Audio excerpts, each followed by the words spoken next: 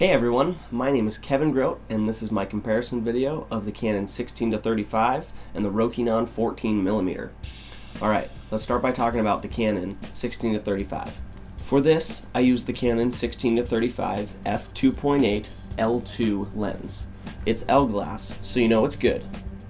It's built very well, it feels good in the hands, and it's got some decent weight to it. It's pretty dang sharp, and it autofocuses quickly.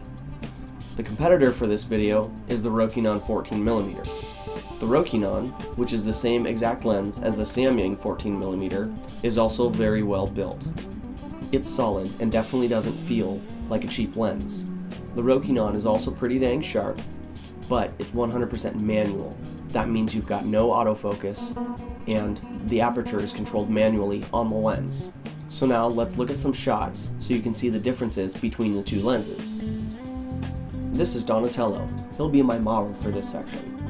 So this first shot here is from the Canon. This was shot wide open with Donatello only a few inches from the camera. We're getting some nice bokeh in the background.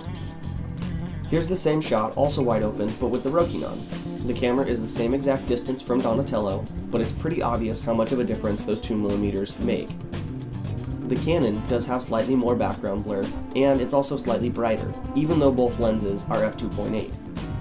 They also both have a little bit of vignetting going on, but overall both lenses look great. Alright, now let's look at some shots where the lenses are at their minimum focusing distance, both of which are just under a foot. So here's a shot from the Canon. Definitely some noticeable distortion going on with the Canon. And here's the Rokinon. It's definitely wider and there's less noticeable distortion on the Canon.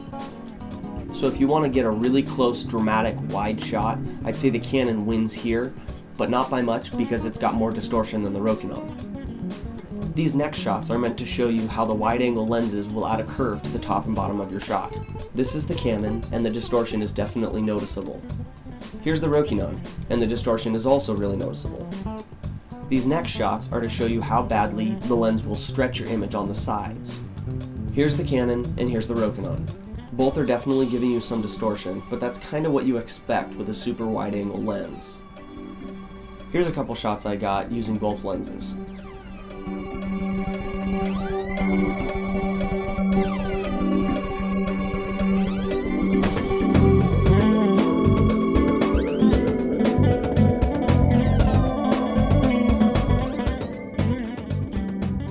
There's not a whole lot of difference between each shot if you ask me. In fact, I'd be willing to bet that if I showed you a bunch of clips shot with both lenses, you'd probably have a hard time guessing which one was which. So let's do that. Here's a bunch of clips that I shot using both lenses, and I'm not going to tell you at first which lens was used. I'll show you later, but first I want you to just guess and see how many you can get right.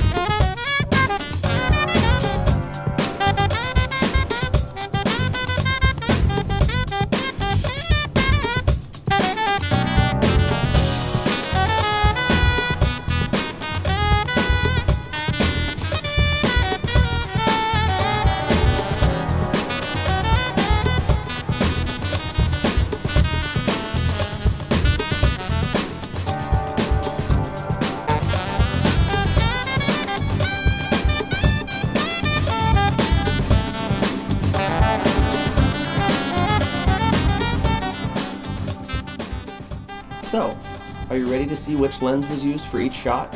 Or are you convinced that the Rokinon stacks up pretty well to the Canon? Because let's be honest, you're probably not watching this because you want to see how awesome the Canon is.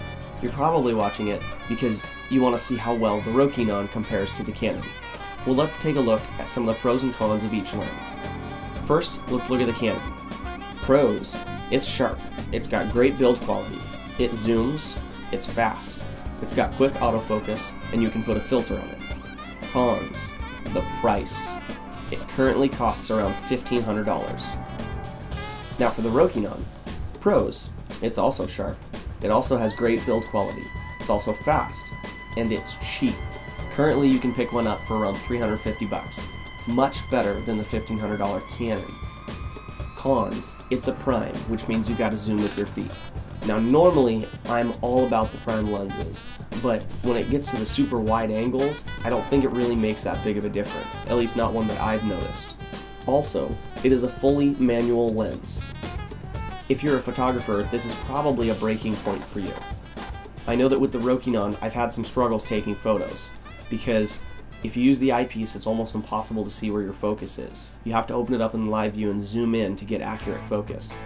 That's not the case with the Canon because you've got autofocus and it's quick. But in the case of video, it's a lot different. I honestly would prefer the Rokinon because the focus ring is much longer than the Canon. With the Rokinon, you've got a lot of distance here. That's not the case for the Canon. The Canon is very short. It's maybe half a rotation. The Rokinon is quite a bit more, as you can see. So for the sake of video, the Rokinon is what I would prefer, which is convenient because it's a lot cheaper. As far as photos go, probably not the greatest unless you're a landscape photographer, but it still works. I've definitely used it, had fun with it. It just takes, 5 seconds to take a photo rather than half a second. So it really depends on what your priorities are. Overall, I really, really like this lens. I like the Canon as well, but honestly, I don't see any reason to buy one. This, I will recommend. It's a great tool. You get super wide perspective, especially if you're shooting on a full frame DSLR. Even on the crop frame, you still get a pretty nice wide angle. At 14, it is slightly wider than the Canon, so if that's what you're going for, great. A little bit of distortion, not too much, so it doesn't seem like it's a fisheye lens.